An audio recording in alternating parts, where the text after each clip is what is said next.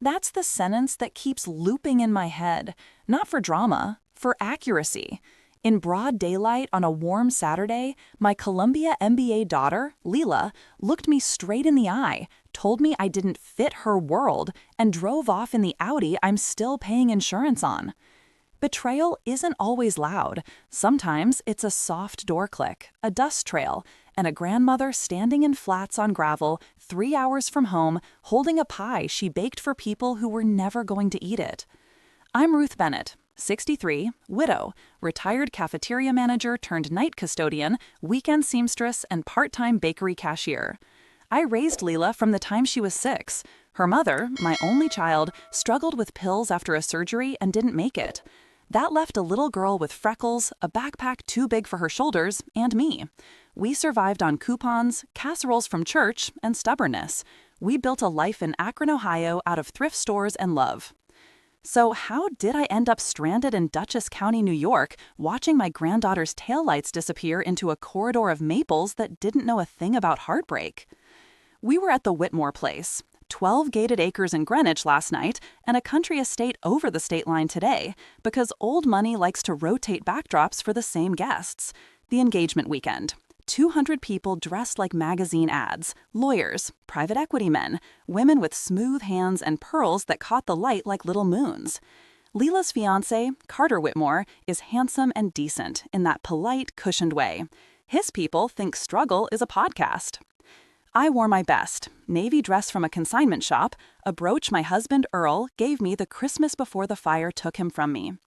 I brushed my gray hair and set it careful. My shoes were sensible. My hands were not smooth. They carry the map of every job I took so Leela could climb. I'm not ashamed of that. Hard work isn't a stain, it's a story. Leela saw me step out of the lift at the service entrance, where the staff unload the flower buckets and the rented crystal. She'd told me to come that way. Less traffic, Nana. I believed her. That's how manipulation works in families. It borrows your trust, then spends it on appearances. Ruth, someone called, a woman with a clipboard and a headset. Family is up the stone steps, not this way. I'm family, I said. Clipboard glanced at my shoes, my dress, my hands. Of course, she murmured, and radioed for someone to escort me through a path of hedges like I was contraband. I found Leela near the terrace. Gold dress, gold smile, a gold life I had ironed and hemmed and paid deposits on. The Whitmores had been told a story, not about me, about us. According to their version, Leela's mother moved to the Midwest for a quieter life and passed after a graceful battle.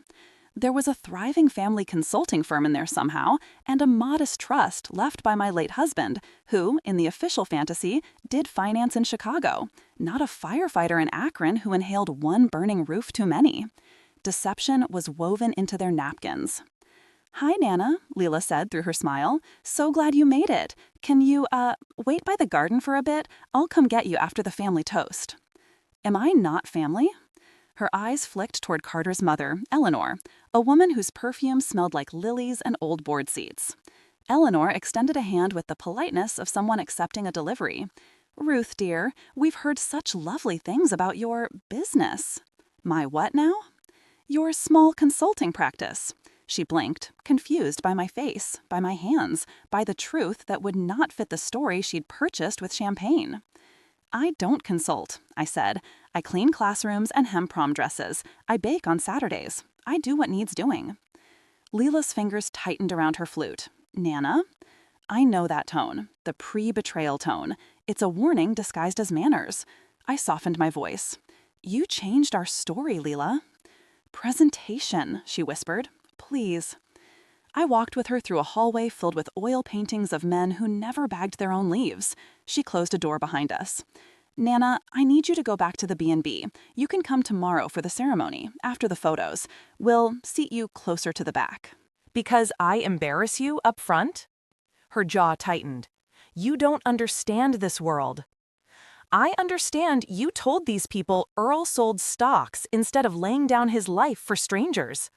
"That's not what I said." "You said whatever would make them clap," I answered.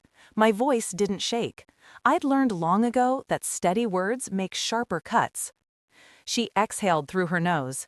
"It's one weekend. I worked too hard for this." I could have begged. I could have accepted crumbs and called them mercy. I could have walked back to the lift, back to the B&B with the floral comforters, rolled my suitcase over grass, and swallowed my humiliation like cold coffee. I did not.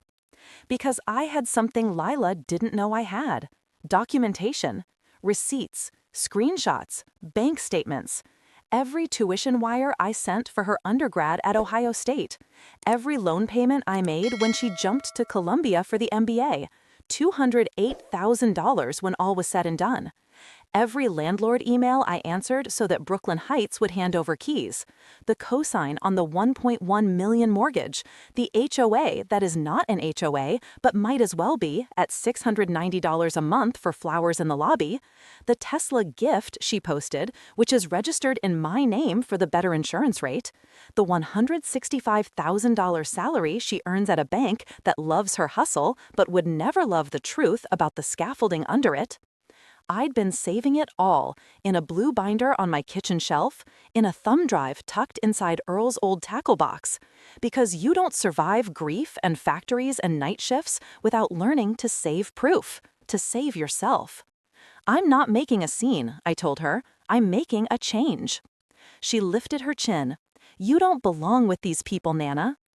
That's what betrayal sounds like when it sheds its sweet coat. Cold, efficient, certain. She walked me out the service door with a hug that was choreography. She guided me down a gravel lane. My Lyft would meet me by the county road. The driver called to say he'd be 20 minutes. Lila nodded, glanced at her watch, kissed my cheek like a habit, then drove off in the Audi. Dust lifted. The maples held their breath. I stood with my pie and the hum of bees and a determination that tasted like steel. I wasn't heartbroken, not the way she expected. Not the way a movie would stage it. I was awake. Betrayal is clarifying that way. It peels off the packaging. It shows you the bones. On the ride back to the B&B, I opened my wallet and pulled the laminated card my lawyer printed for me when Earl died. Call anytime, it says under Jerry's office number. I ran my finger over the letters. When I got to my room with the floral comforter and the crocheted lampshade, I called. Jerry, I said when he picked up, how fast can a grandmother step off a cliff and land on her own 2 feet? Depends who's pushing, he said. My granddaughter, I answered, and I'm done being pushed. We talked for an hour about co-signatures, about mortgages, about who is on which deed, about whose name floats above the Tesla on the paperwork the DMV likes to misspell, about the small trust I built from Earl's firefighter benefits, the one Lila calls our family cushion, like money is a couch you lounge on while other people sweep. We talked about access and locks and what exactly authorized means when it comes to luxury buildings that buzz their flowers in the back. I'll draft what you need, Jerry said, and Ruth, don't let guilt dress up as grace. I won't, I said, not anymore. I hung up, I set my pie on the dresser, I wrote 3 lists on the B&B stationery because lists are how I build courage. What I paid, what she changed, what I'll change now. Then I slept, like I hadn't in years, short breaths, deep resolve. Morning brought rain and the kind of quiet that tells you God is listening. I dialed the building management in Brooklyn Heights. I used my calm voice, the one I learned in cafeterias when trays drop and teenagers scatter. This is Ruth Bennett, co-owner on Unit 16B. I need access credentials updated and keys reissued to me, today. Mrs. Bennett, we have Lila as primary contact. That's adorable, I said. Check the deed. Silence. Keyboard clicks. A throat cleared. Yes, ma'am. We see your name. You'll also see the account that pays your fees, I said. That's me. I want a lock appointment at 2. I'll bring donuts. Understood, she said. I hung up and laughed. Not cruel, not vengeful, just free. Grief taught me there are 2 kinds of laughter. The kind that covers pain, and the kind that signals you finally stopped covering for everybody else. If you've ever been the keeper of a family's inconvenient truth, you know this feeling. The moment you stop trying to be palatable and decide to be precise. It isn't vengeance, it's inventory. It's boundaries written in ink. I wasn't going to ruin Leela's life. I was going to stop financing her fantasy. And that is how the real story begins. If you felt that first twist, stay with me. I'm about to show you how a grandmother with calloused hands changes locks, changes terms, and changes a legacy. Tap subscribe so you don't miss what I did next and how the truth walked into a ballroom full of pearls and turned every head. I didn't raise a liar, I financed one. That truth hit me like clean air after a storm. It didn't make me cruel, it made me organized. Betrayal isn't just a feeling, it's a file folder, and mine had tabs. At noon, I walked into the Brooklyn Heights building with a paper bag of glazed donuts and a smile. People opened doors for sugar. The superintendent, Miguel, met me by the brass elevators. He knew me. I'd brought him banana bread at Christmas. He'd carried my sewing machine once when the strap broke. Working people remember kindness. They also remember paperwork. "Miss Bennett," he said, "got your message. Locksmith's on the way." "Thank you, dear," I said. "There'll be coffee in the lobby if you want a cup." We rode up to 16B. The hallway smelled like lilies and new money. Leela's door still had the ribbon from her last housewarming party. There was a note pinned to it with a gold thumbtack. "Deliveries. Leave with concierge." The kind of note you write when you expect treats to keep arriving. The locksmith was quick, efficient, no chatter. He popped the cylinder, swapped the guts, installed a keypad. I provided the code. Not a birthday, not a date, a verse number from a psalm Earl loved.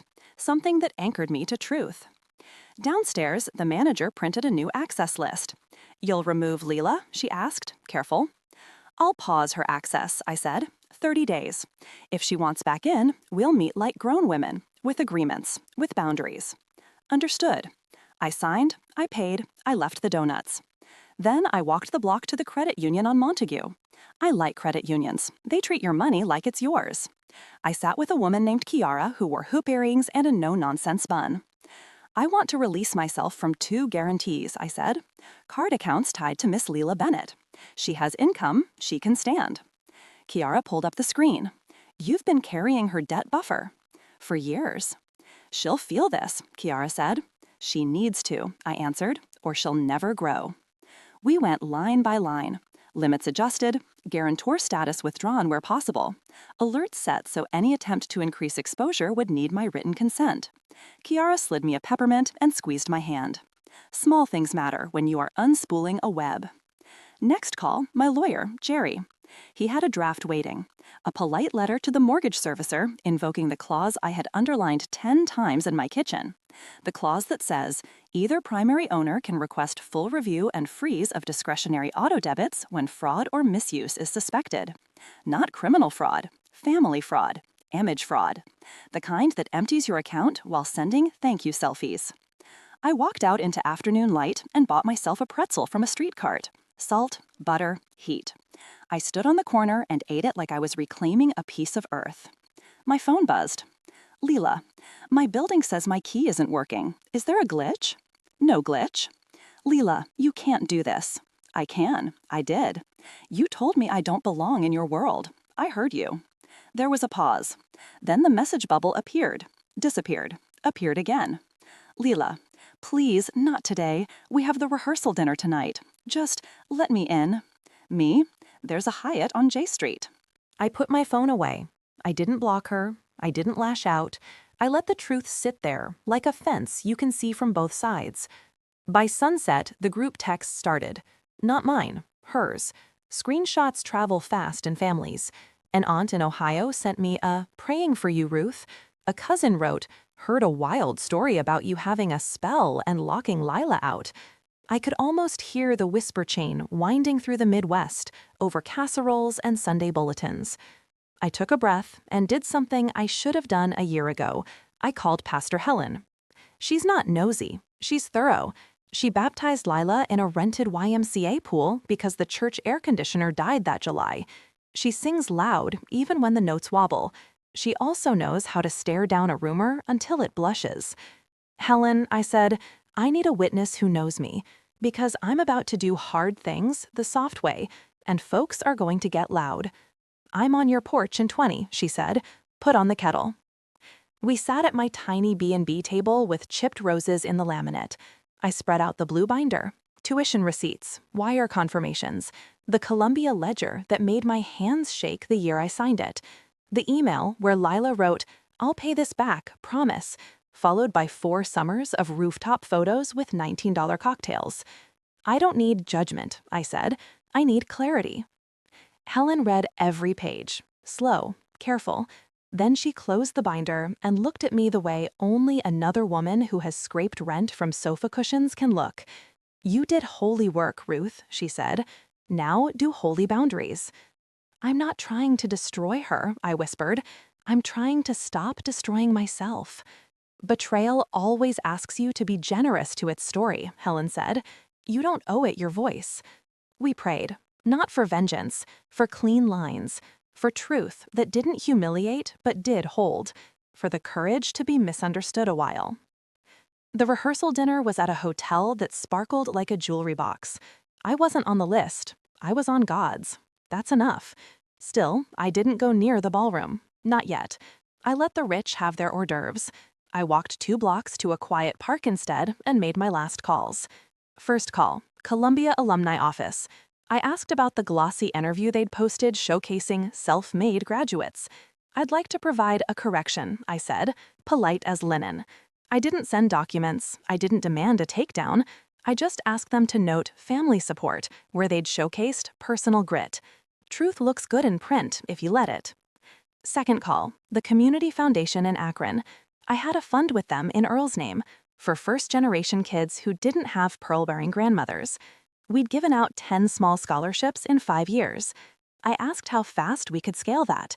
"We found a donor," I said. "Me. I'm done paying for marble lobbies. I want to pay for welding school." The director cried. I didn't. I was all out. When I got back to the B&B, there was a new text from an unfamiliar number. "Ruth, this is Eleanor Whitmore. Could we speak?" I rested my phone on the bedspread. I counted to 10. I called. "Mrs. Bennett," she began, soft. "We seem to have made you uncomfortable at our home. That was not our intention." Of course it was. Intent doesn't have to be loud to be sharp. "I'm not uncomfortable," I said. "I'm awake." She cleared her throat. "Lila is worried about you. She says you've been making unusual financial changes." "Unusual would be continuing," I said. "I'm stopping." Eleanor paused. "I see." Her voice shifted. Less pearls, more boardroom. "I hope we can resolve any misunderstandings before tomorrow's celebration." "I hope," I said, "we can resolve the misunderstanding that money erases where it came from."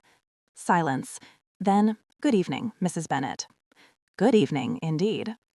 I slept 3 hours, woke to rain on the window and a spine made of purpose. I ironed my dress, the same navy, the same brooch. I tucked the blue binder into a plain tote bag with a zip so papers wouldn't splash. I put Earl's tackle box thumb drive in my pocket like a talisman. Then I rode the subway into Manhattan and walked to a print shop that opens at 6 for the frantic and the faithful. "Can you run 50 sets?" I asked the kid behind the counter. "Stapled, clean, please and thank you." He flipped through the pages. "Dang," he said, "that's a lot of love." "It is," I answered. "It's about to get heavy enough to stand on its own." By noon, I had packets. By 2, I had resolve. By 6, I had a seat in the back of a ballroom I was not invited to. I didn't sneak. I walked in like a woman who'd scrubbed floors for banquets and who now wanted to hear the speeches without picking up the plates. Carter spotted me first. He moved toward me, earnest and polite, like he was approaching a candle he worried might tip. "Miss Bennett," he said, "Leela's looking for you. She thought you were resting." "I'm done resting," I said. "I came to celebrate. I also came to correct." His brow wrinkled. "Correct what?" "The record," I said. "The story, the kind your family tells when they pass the peas."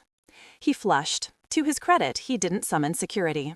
He glanced toward Eleanor. She stared back, cool as January. Leela appeared at her side. She looked bright and brittle, like glassware that's been washed too hot. She took 1 step toward me, then another. "Nana," she said, "please." "Please what?" "Please don't." Don't tell the truth in a room that loves stories? I let the question hang like a chandelier. "I won't embarrass you, but I won't carry your lie either." Her lips trembled. "This will ruin everything." "No," I said, "this will reveal everything." And then I did the simplest, hardest thing I've ever done. I took the microphone when they opened the floor for family blessings. I didn't cry. I didn't scold. I told the truth in sentences short enough for anyone to understand. What I paid, what I carried, what I won't carry anymore. I handed the packets to the wedding planner like they were hymnals.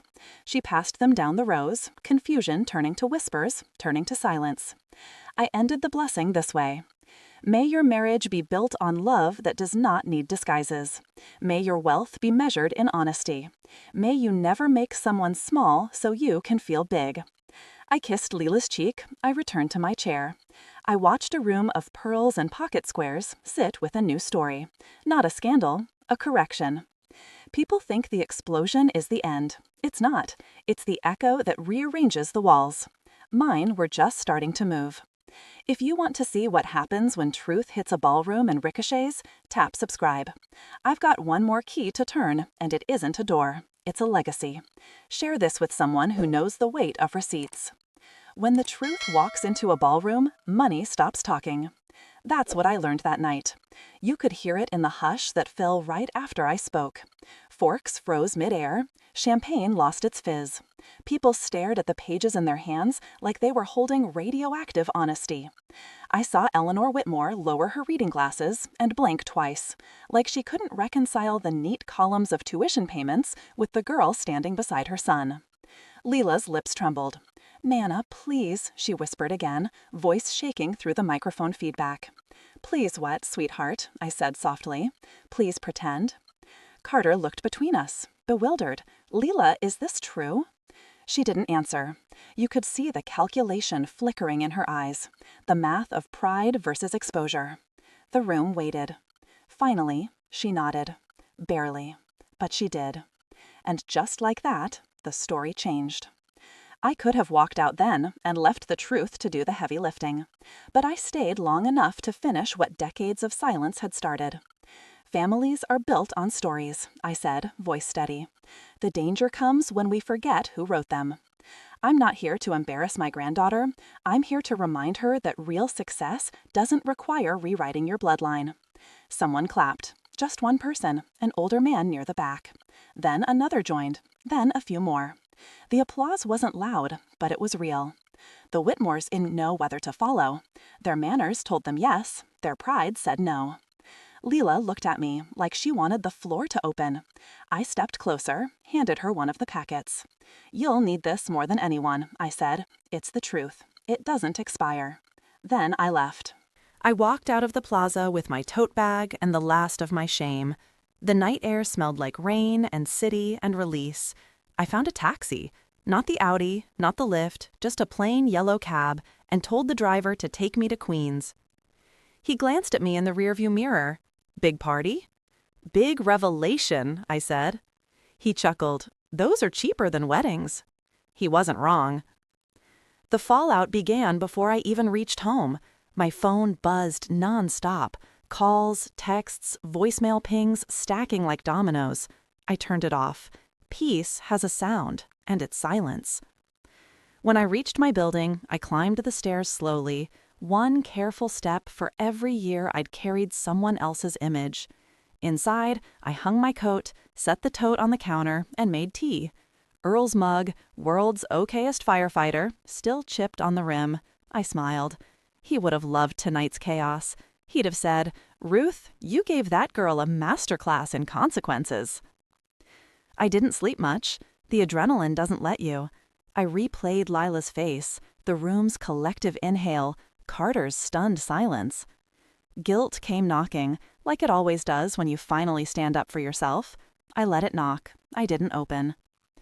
By morning, the tabloids had their whispers. Society blogs called it the engagement party scandal. Someone had leaked photos of me at the mic. The captions were polite. Family dispute erupts at Whitmore dinner. But the comments were a battlefield. Some defended me. Others called me vindictive. The truth always splits a room. At 10 a.m., my phone rang again. Unknown number. I answered out of habit. "Nana," came the small voice. "It's me." Lila. "I need to see you," she said. "Please." Where? Your place, tonight. I almost said no. Boundaries are new muscles. They ache when you use them. But something in her tone wasn't arrogance. It was panic. 8:00, I said. Don't be late. She arrived early. No chauffeur, no Audi. She came by subway. When I buzzed her in, she looked smaller somehow. Her hair was damp from drizzle, her designer coat replaced by a plain trench. Nice to see you learned public transit, I said gently. She tried to smile, failed. Nana, Tea first, I said. Talk later. We sat at the same kitchen table where I used to sew her Halloween costumes. She traced the faded line of the vinyl. I've lost everything, she whispered. Carter's family canceled the wedding. Goldman's put me on leave. They said I violated the firm's ethics policy by misrepresenting my background. My lease is void. They're foreclosing on the apartment. I stirred my tea. That's what happens when a story's built on borrowed bricks. I never meant to hurt you. You meant to hide me. Tears spilled before she could stop them. I was ashamed of being poor, Nana. I wanted to give Mom's memory something brighter. Bright doesn't mean false, Lila. Your mother's memory doesn't need polishing. She worked hard. She fought demons. She loved you. There's honor in that. I know. Do you? She nodded, wiping her eyes. I don't know how to fix any of this. You start where we all start, with work. I have no job. Then get one that doesn't require pretending. Remember how you used to tutor kids? The after-school center down the block's hiring. They need someone who understands struggle and spreadsheets. She blinked. You'd really help me after what I did? Helping you doesn't mean bankrolling you. It means teaching you what love looks like when it's not paying your bills. Lila laughed through her tears. That's fair. It's overdue, I said. Over the next few weeks, she came by often, no longer in heels, but sneakers. She brought groceries sometimes, insisting on paying half. She volunteered at the Trade Skills Scholarship Fund I'd renamed after Earl, the Bennett Hands Program. Watching her hand out applications to kids who looked like she once did, scared, hungry, hopeful, healed something in both of us. We didn't talk about the Whitmores or the ballroom much. Some wounds don't need rehearsing. We talked about recipes, about church bazaars, about life's second chances. Then one Sunday, she reached across the table and said, I'm sorry I left you on that road. I met her eyes. I'm sorry I let you think money made you more than me. We sat there, two women bound by blood and mistakes, drinking coffee that had gone cold but somehow tasted warm. People think stories of betrayal end in explosions. They don't. They end in mending, slow, quiet, imperfect. Leela still struggles. Some nights she cries about what she lost. I remind her it's not loss, it's clearing. You can't build truth on top of lies without tearing something down first. She's learning, so am I. Sometimes she jokes, Nana, you went viral. I tell her, if truth travels, let it run. Because maybe some other grandmother somewhere will hear this story and know it's okay to change the locks on guilt. If this part touched you, if you've ever carried a family secret until your back ached, hit subscribe. Because next, I'll tell you what happened when Leela found her purpose again, and how grace sometimes looks like a pay stub with your own name on it. You never really stop being a grandmother. You just learn new ways to protect what's left of your heart. It's been 4 months since the night everything fell apart. The tabloids moved on, the Whitmores retreated into silence, and the city kept humming. But inside my little apartment in Queens, something new began to grow, something called peace. Leela still came around on Sundays. Sometimes she'd bring muffins from the bakery where she'd picked up weekend shifts. Sometimes she'd come empty-handed, just her, tired but humble. The expensive polish had worn off. Her hands were finally learning what work felt like. I'd make tea, and we'd sit by the window watching the 7 train rattle past. At first, she couldn't meet my eyes for long. Guilt has a way of turning brave people into shadows. But slowly, she started talking. Nana, she said one evening, stirring sugar into her cup, I think I finally understand what it cost you. You mean money? No, she said softly. Time, health, nights you should have been sleeping. The way you never bought yourself anything new because I needed something for school. I nodded. That's what love does when it forgets boundaries. It pays in silence. She reached across the table and squeezed my hand. I'm not going to let that silence keep winning. 2 weeks later, she came with an envelope. Inside was a letter on thick paper, gold logo at the top, Bennett Hands Foundation. What's this? I asked. A proposal, she said, smiling nervously. I've been volunteering at the Trade Skills Fund. You know, the one you built after pulling my trust money. I talked to the director. They want to expand mentorship, career workshops, small business training for women who lost everything like we did. They asked me I help write the grant. I looked at her. You? Yeah, me, she laughed. Turns out all those years pretending to know finance actually taught me a thing or two, and honesty makes the numbers hit harder. That line made me chuckle. So you're using your MBA for good now? For redemption, she said. Does that count? Redemption's the best interest rate you'll ever get. She beamed. By summer, the Bennett Hands Foundation became real. Small, but real.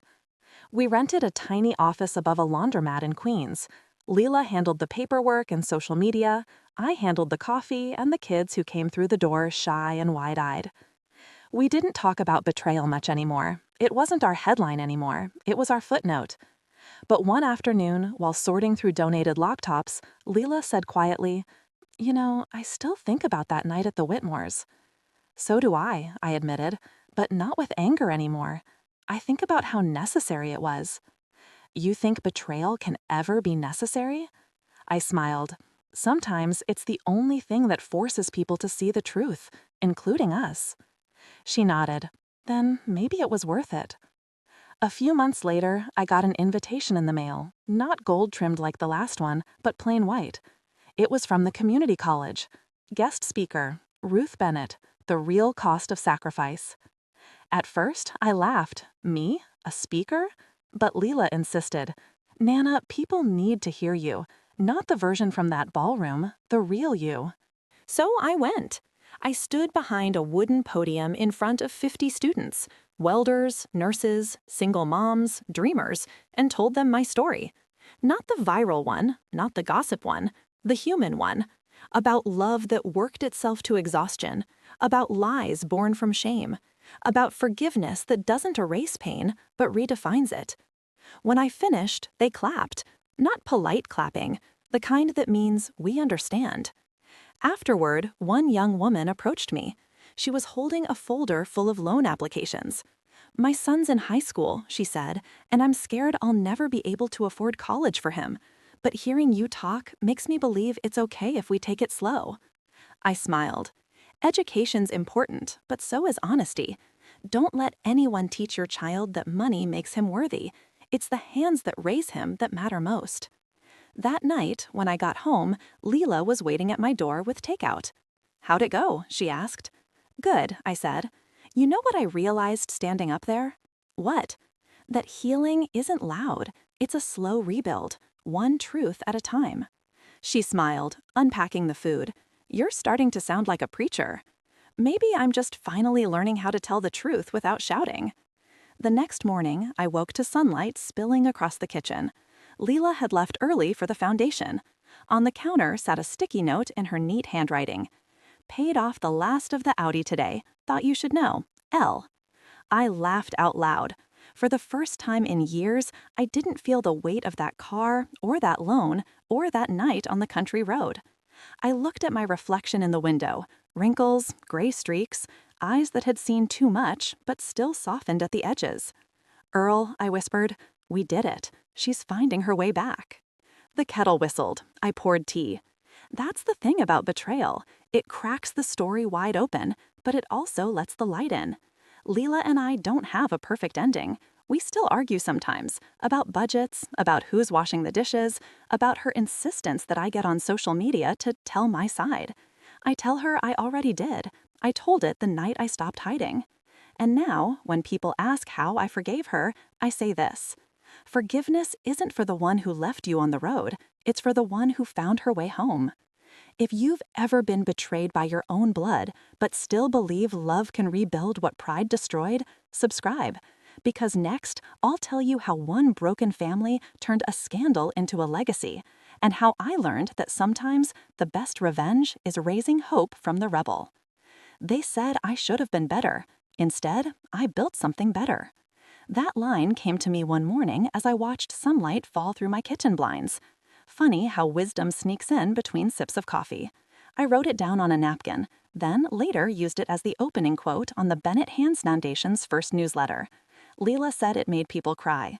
I told her that's how healing starts, with truth that stings before it soothes. The foundation was growing faster than either of us expected. Within 6 months, we'd trained 43 students in basic trades: plumbing, electrical, welding, and home repair. Most were single parents, veterans, or kids who'd fallen through the cracks of respectable careers. The same kind of people I'd once been invisible beside. The same kind of people my granddaughter had learned to overlook until life humbled her. Every Friday, we hosted a Hands and Hearts session, a free dinner where everyone shared one lesson from the week. Some stories were raw. A man named Troy talked about losing his job because he didn't have the right clothes. A young mom, Maya, said her family mocked her for choosing construction over college. I always ended those nights by saying, "Don't let pride talk you out of purpose." One evening after class, Leela lingered behind, wiping tables with quiet focus. "You really changed these people's lives, Nana," she said. "No," I corrected. "We did. You gave them numbers, I gave them stories. Between the two, we made something solid." She smiled. You know, sometimes I still get messages from people who saw that old viral clip.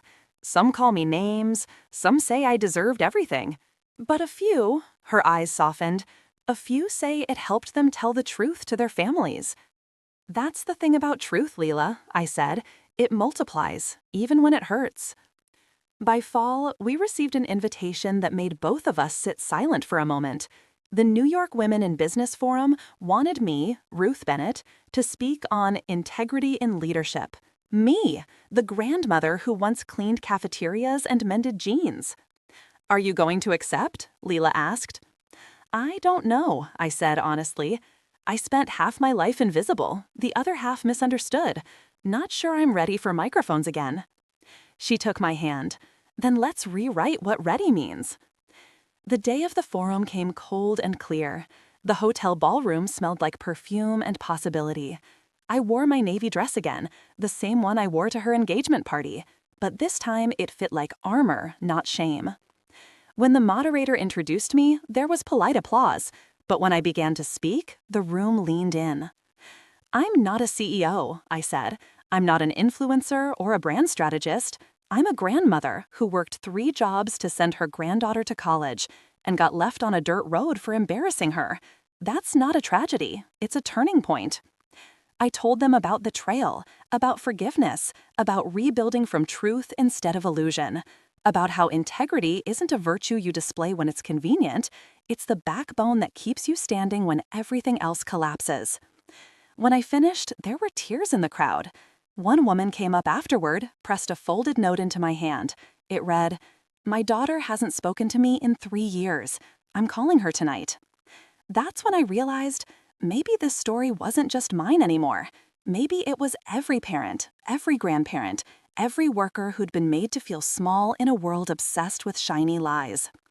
A month later, we launched a podcast, Hands That Built Us. Leela produced it, I hosted.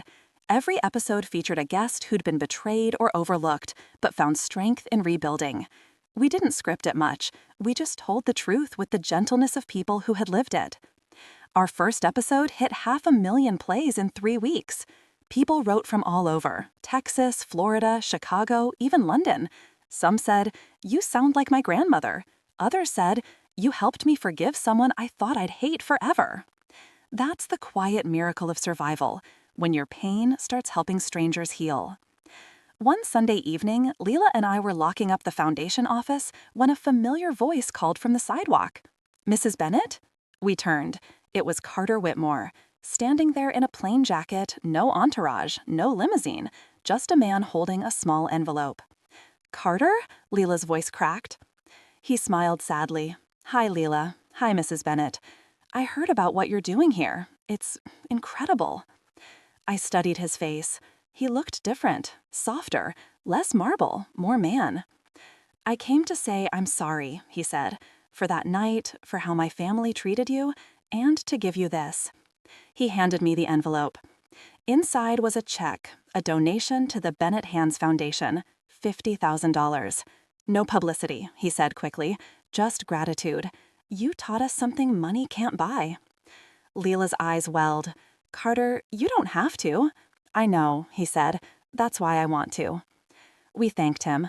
When he left, Leela stood frozen for a moment, then whispered, "Closure doesn't always knock. Sometimes it just walks up with a check and an apology." I laughed until my ribs hurt. And sometimes the best revenge is watching good grow out of old pain. That night, we hung a new sign on the foundation's door. "Built from truth, held up by hands." Leela took a picture of it and posted it online with the caption, "My grandmother taught me the value of honesty. It cost me everything once, but it gave me my life back." It went viral again, this time for all the right reasons. Now, when I sit at that same window in Queens and watch the city glow, I think about the road where she left me. The dirt, the silence, the echo of an engine fading into distance. And I realize something. She didn't abandon me that day. She freed me. From illusion, from guilt, from the endless need to prove I was enough. And maybe I freed her too, from the lie she thought she had to live. If this chapter made you believe that broken things can bloom again, hit subscribe. Because next, I'll tell you how the girl who once drove away from love became the woman leading others back to it, and how I learned that some betrayals don't end your story, they rewrite it in light. You can survive betrayal, but thriving after it, that's a whole new chapter. When I look back now, I realize that what began as heartbreak turned into a blueprint for rebuilding, for forgiving, and for finally being free. Leela and I didn't just mend our relationship, we redesigned it.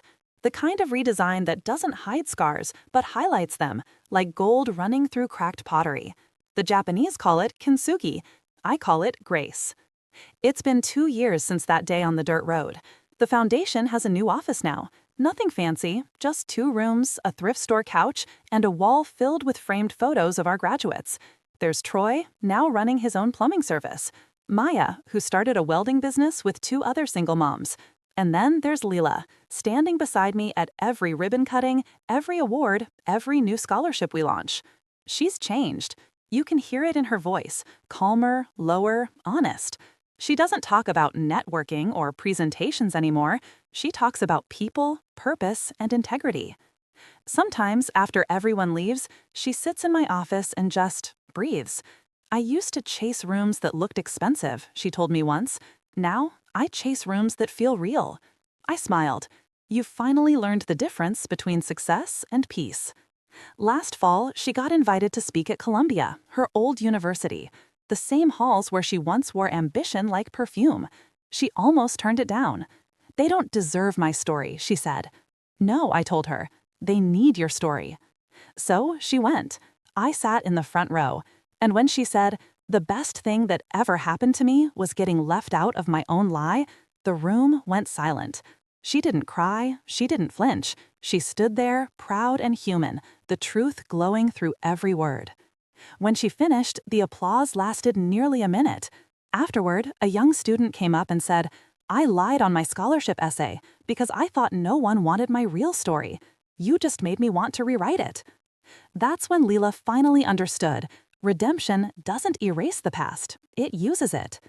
One cold January morning, a letter arrived addressed to Mrs. Ruth Bennett, founder, Bennett Hands Foundation. The return stamp was from D.C. Inside was an invitation to the White House Community Recognition Gala for citizens who have demonstrated extraordinary resilience and contribution to community development. I laughed so hard I almost dropped my coffee. "Well, would you look at that," I said to Leela. "Your grandmother's going to the White House." She covered her mouth, eyes wide. "Nana, this is huge." "Just another room," I said, smiling. "I've been in fancier ones that taught me less." We went together. She bought us matching navy dresses. Simple, elegant, nothing that screamed money. When they called my name that night, Leela squeezed my hand. I stepped onto that stage, the lights hot, cameras flashing, and said one thing. True wealth isn't what you inherit, it's what you build out of honesty. The room stood up, not for me, for what truth can do when you finally stop hiding behind shame. Back home, the foundation's mailbox filled with letters, grandmothers, single moms, fathers, even teenagers. They wrote about betrayal, about being lied to, about being the ones who lied. And each one ended with the same sentence in one form or another. Your story gave me courage to start again. That's when Leela finally understood. Redemption doesn't erase the past, it uses it. One cold January morning, a letter arrived addressed to Mrs. Ruth Bennett, founder, Bennett Hands Foundation. The return stamp was from D.C. Inside was an invitation to the White House Community Recognition Gala for citizens who have demonstrated extraordinary resilience and contribution to community development. I laughed so hard I almost dropped my coffee. Well, would you look at that, I said to Leela. Your grandmother's going to the White House. She covered her mouth, eyes wide. Nana, this is huge. Just another room, I said, smiling. I've been in fancier ones that taught me less. We went together. She bought us matching navy dresses. Simple, elegant, nothing that screamed money. When they called my name that night, Leela squeezed my hand. I stepped onto that stage, the lights hot, cameras flashing, and said one thing. True wealth isn't what you inherit, it's what you build out of honesty. The room stood up, not for me, for what truth can do when you finally stop hiding behind shame. Back home, the foundation's mailbox filled with letters. Grandmothers, single moms, fathers, even teenagers. They wrote about betrayal, about being lied to, about being the ones who lied. And each one ended with the same sentence in one form or another. Your story gave me courage to start again. Sometimes, when I'm alone in the office after hours, I read them aloud. I call it my gratitude ritual. It reminds me that love doesn't die when it's betrayed. It just changes shape. The last time Leela and I visited Earl's grave, the sky was clear and pale blue. She knelt, brushed off the leaves, and whispered, "I think you'd be proud of her, Grandpa." I looked down at the name carved in stone, Earl Bennett, beloved husband and father, and felt something deep inside me settle. He'd be proud of both of us, I said. We stood there for a long time. No words, no tears, just quiet understanding between a woman who once drove away from her grandmother and the one who waited, not to punish, but to forgive. As we walked back to the car, Leela slipped her arm through mine.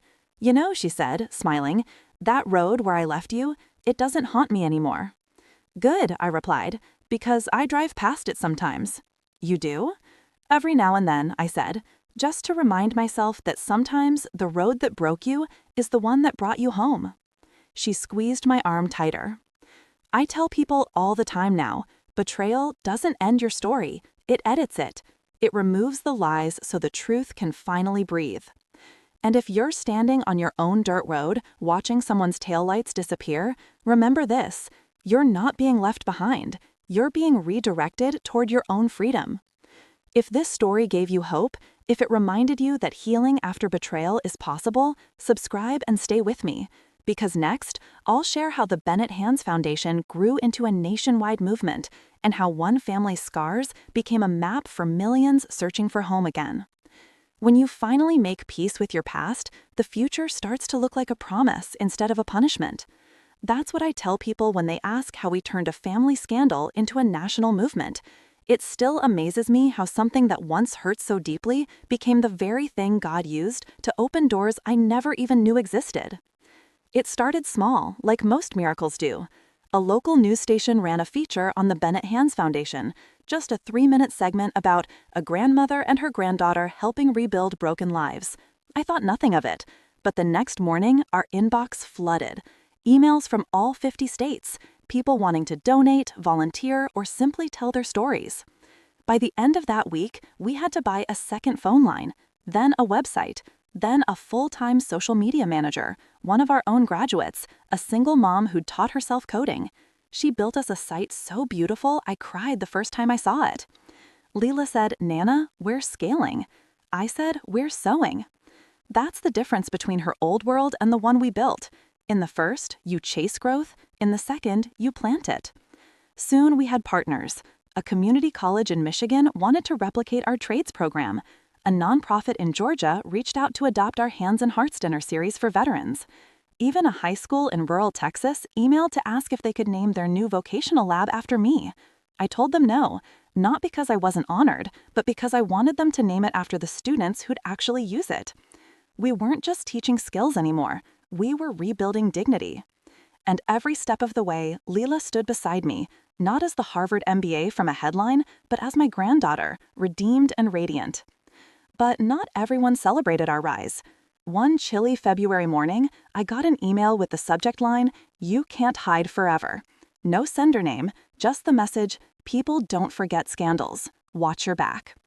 For a moment, the old fear flared, that creeping dread of being humiliated again. But then I remembered something Earl used to say. If you're telling the truth, you don't need armor. The truth is the armor. So I didn't reply.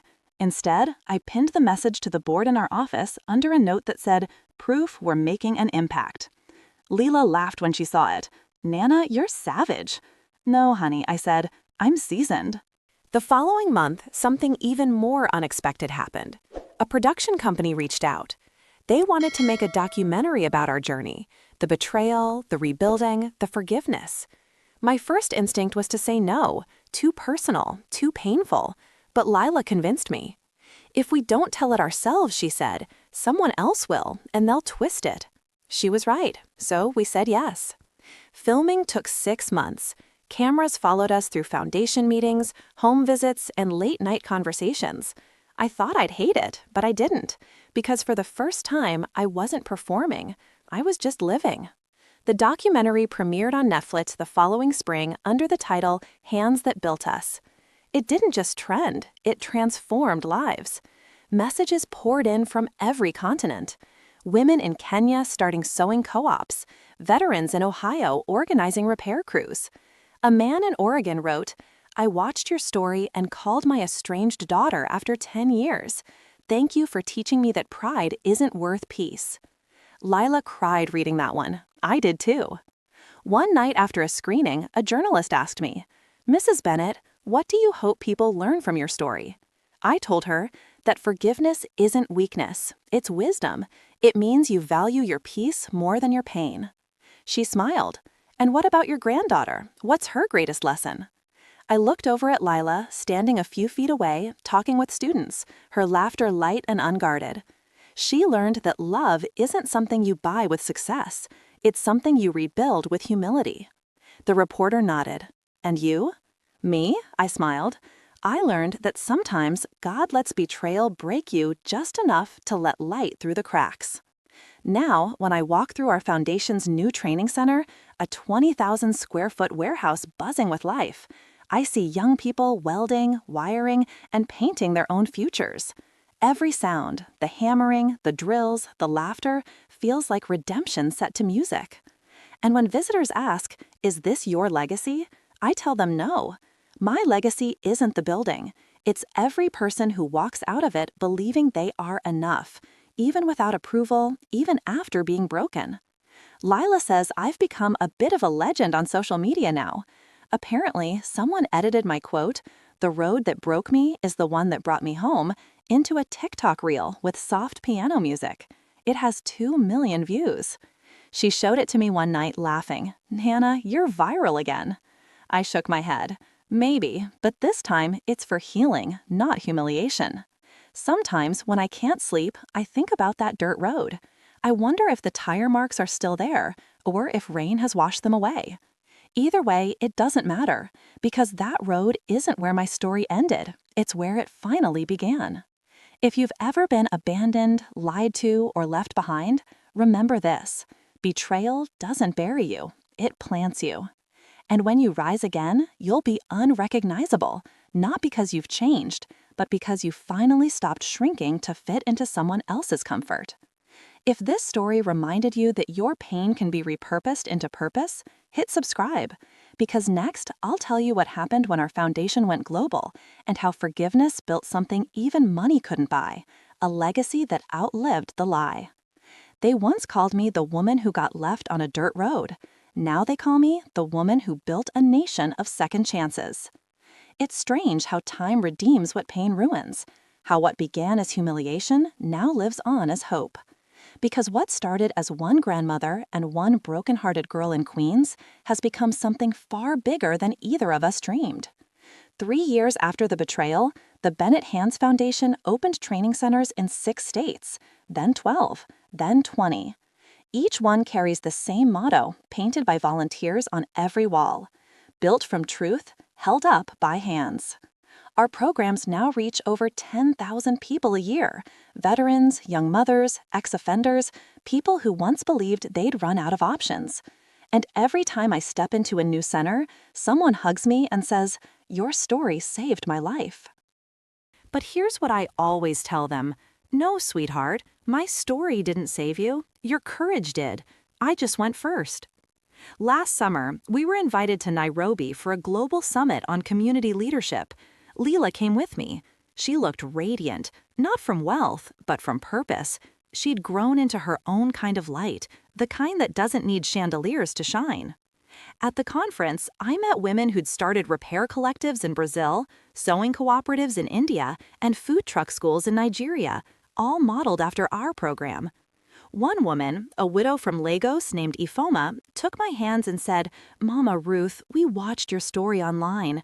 We printed your quote on our classroom wall. The road that broke me is the one that brought me home. We tell our students that every week." I cried, not from sadness, from awe, because that sentence was born out of humiliation, and yet here it was, giving courage to people half a world away.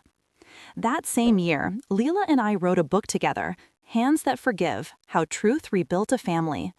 She wrote the first half, her side, the shame, the lies, the slow unraveling of a woman addicted to appearances. I wrote the second, the aftermath, the long road back to forgiveness and how grace never negotiates with pride. It became a bestseller within months, not because it was perfect, but because it was real. At book signings, people would bring old letters they never sent, journals full of regrets, family photos torn in half. They'd tell us, "We're ready to forgive." And we tell them, "You already started. You showed up." One afternoon, while signing copies in Chicago, a young woman stepped up with tears in her eyes. "I left my mom last year," she said, "blocked her number, told everyone she was toxic. But after reading your story, I realized she wasn't toxic. She was tired. I called her this morning." Leela reached over the table and hugged her. "Thank you," she whispered. "You just healed a part of me, too." That's the thing about redemption. It doesn't move in a straight line. It circles back again and again until every wounded place gets its turn to breathe. Then, something happened I never saw coming. The university that once gave Leela her MBA, the same place where she learned to disguise her roots, invited me to give their commencement address. At first, I said no. I didn't belong on that stage, I thought. But Leela looked at me and said, "Nana, that's exactly why you do." So I did. On graduation day, I stood before thousands of students dressed in caps and gowns that cost more than my first car. I told them about a woman who was once ashamed of where she came from and a grandmother who refused to let that be the end of their story. Then I said, "Whatever success you build, don't forget the hands that made it possible. And if you've ever betrayed someone who loved you, go make it right, not because they deserve it, but because you do." The entire arena rose. Some cried. Some called their parents right there in their seats. I walked off that stage lighter than I'd felt in decades. Now, every morning when I walk into our headquarters, sunlight pouring through the big glass windows, there's a photo hanging by the entrance. It's the two of us, Leela and me, standing on that same dirt road where she once left me. Only this time, we're smiling. The caption reads, "Forgiveness turned this road into a beginning." I'm 68 now. My knees ache when it rains. My hair is more silver than gray. But my heart, it feels brand new.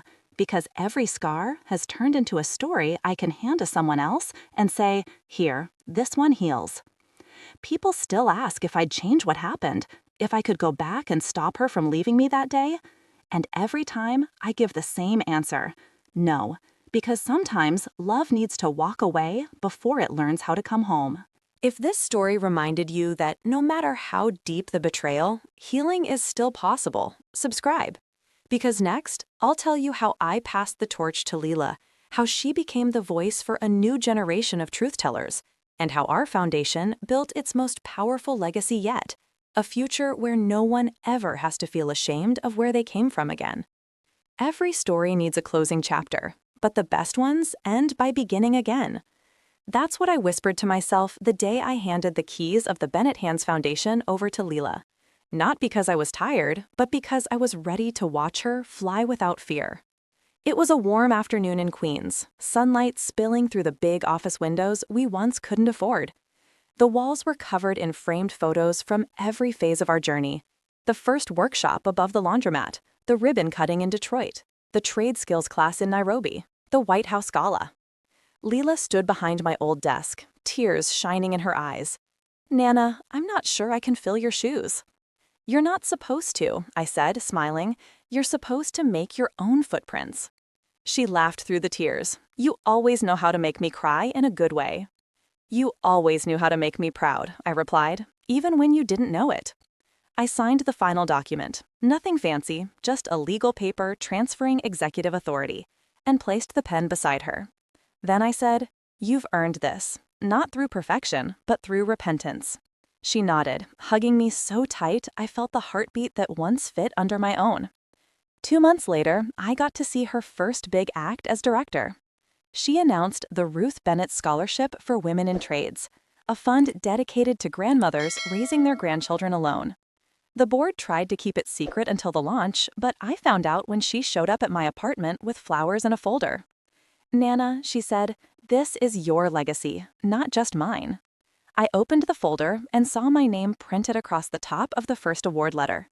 The recipient was a 56-year-old bus driver from Alabama named Dolores, raising 2 grandsons after her daughter passed. Her letter read, "I thought my life was over at 50, but your story told me there's still work worth doing and love worth fighting for." That night, I wept. Not sad tears, thank you tears. The foundation kept growing. News outlets called it a global blueprint for dignity. Leela was invited to TED Talks, to United Nations panels, to business schools that once wouldn't have let a woman with our last name through the door. Every time I watched her on stage, I saw pieces of both of us. Her voice steady, her words humble. She never hid the truth. She told audiences exactly what happened on that road years ago. "My grandmother didn't punish me," she would say. "She rescued me from myself." And when people asked how she found forgiveness, she'd answer, "Because she showed me what it looked like." As for me, I settled into quieter things. I still visit the center sometimes, just to sit in the workshops and hear the hum of saws and laughter. I still bake pies for the volunteers and tell the trainees, "Don't be afraid of starting small. Greatness often begins in shame." I host a little online column now, Letters from Ruth, where I answer messages from people who've been betrayed, abandoned, or simply tired of pretending.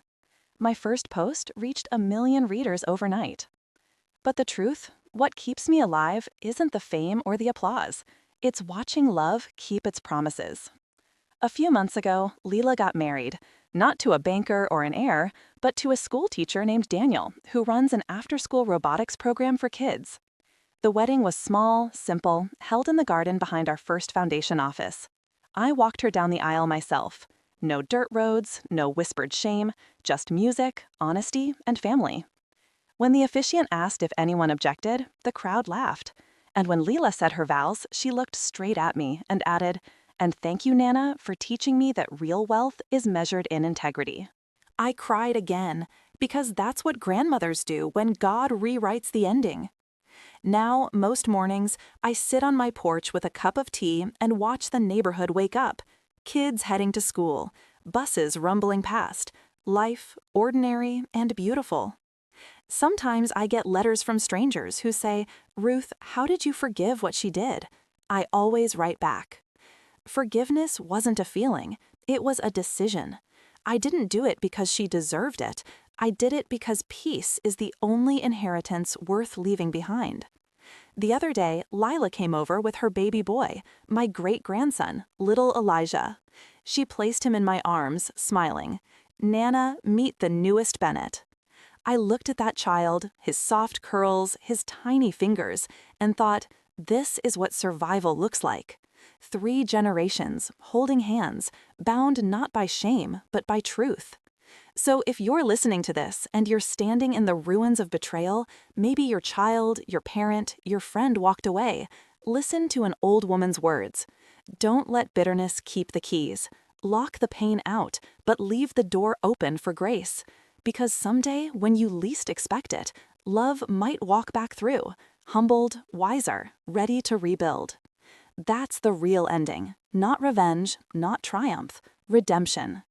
And if this story reminded you that forgiveness can build what pride destroyed, subscribe, because every week I share a new real-life story like this one. Stories that prove no betrayal is too deep for grace, and no ending is too late for love. Thank you for listening, and remember, sometimes the dirt road is just the start of home. They say every ending is just a doorway in disguise. I didn't realize how true that was until the day the Bennett Hands Foundation celebrated its 10th anniversary. 10 years since that dirt road, 10 years since betrayal turned into rebirth. The event wasn't fancy, just a gathering in our new community hall in Brooklyn, built entirely by the students we once trained. The walls still smelled like fresh paint. Banners hung from the ceiling, hand-lettered by volunteers. On one of them, someone had painted my favorite quote: "The road that broke me is the one that brought me home." I stood on the small stage, watching faces I'd never met, builders, teachers, mothers, veterans, dreamers, all clapping for something bigger than me, for hope itself. Lila stood beside me, holding Elijah in her arms. He's 3 now, curious and fearless, always asking, "Nana, what's this?" about everything from tools to teacups. I looked at him and thought, this is what legacy looks like when love finally heals. When the crowd quieted, I told them a story I'd never shared before. "You know," I began, "the day Lila left me on that dirt road, I prayed the strangest prayer. Not for revenge, not even for her to come back. I prayed, 'Lord, make this pain mean something.'" I paused, looking around. And he did. He turned betrayal into a bridge. You could hear the sniffles in the crowd, see people wiping tears they didn't expect to cry. After the speeches, people lined up for photos. I must have hugged 200 people that night, each one with a different story but the same look in their eyes, gratitude mixed with relief. One young man approached, about 22, still wearing his workshop apron. "Mrs. Bennett," he said shyly, "I just wanted to thank you. I used to be angry all the time, at my dad, at everyone, but after reading your book, I went to see him last week. We talked for the first time in 4 years. I put my hand on his shoulder. "Son, that conversation was your graduation. I'm proud of you." He smiled through tears. He cried too. "Good," I said. "Real men cry when truth finally sits down beside them." Later, when most people had gone home, Lila found me sitting alone on the edge of the stage. "Tired?" she asked, handing me a bottle of water. "Grateful," I said. "That's a better kind of tired." She sat beside me. "You know, Nana, I've been thinking, the foundation's grown so much. It's time to take it global. We've been invited to partner with schools in South Africa and the Philippines." I smiled. "Looks like that dirt road's stretching farther than we ever thought." She leaned her head on my shoulder. "You know what's crazy? I used to think success meant getting ahead. Now I think it just means not walking alone." I chuckled. "You finally learned the truth about wealth.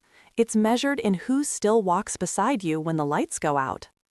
A few months later, Leela traveled overseas with our new team, young leaders carrying the message of truth, dignity, and second chances.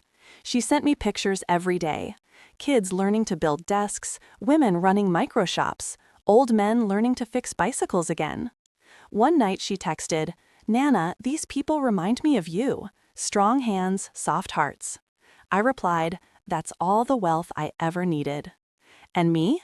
I slowed down, but I didn't stop. I started a community garden near my apartment. We grow tomatoes, collard greens, and second chances. The locals call it Grandma Ruth's Patch of Grace. Every weekend, I sit there under a white canopy, reading letters from people around the world who found courage through our story. One came from a woman in Oklahoma who wrote, "My daughter betrayed me too. For years, I carried anger like armor. Then I watched your documentary. That night, I put down my anger and picked up the phone. We're talking again.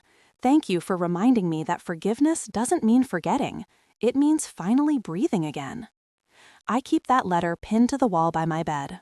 On the nights when memories ache like old wounds, I read it and remember why the story had to happen.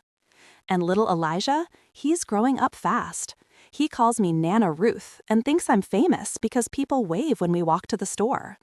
Once he asked, "Nana, why did you and Mommy fight before?" I knelt beside him. Because sometimes love forgets how to speak kindly, but when it remembers, it builds bridges stronger than before. He nodded solemnly, like he understood every word. Then he asked, "Did the bridge bring Mommy home?" I smiled. "It sure did, baby. It sure did." So here's how I'll leave you, my dear listener. Betrayal doesn't end with anger. It ends with awakening. It shows you who you are when everything false falls away. It teaches you that forgiveness isn't about being weak. It's about refusing to stay broken. And if life ever leaves you on a dirt road, standing alone with nothing but your pain and your pride, remember, the road isn't punishing you. It's preparing you. For healing, for purpose, for the people who will one day call you home. If this story reminded you that no betrayal is final, that love can still find its way back through truth, subscribe, because next week I'll share one of the stories from our graduates, a man who forgave the father who abandoned him, and how forgiveness rebuilt not just his heart, but his entire future. Sometimes the road that broke you is still leading you somewhere beautiful.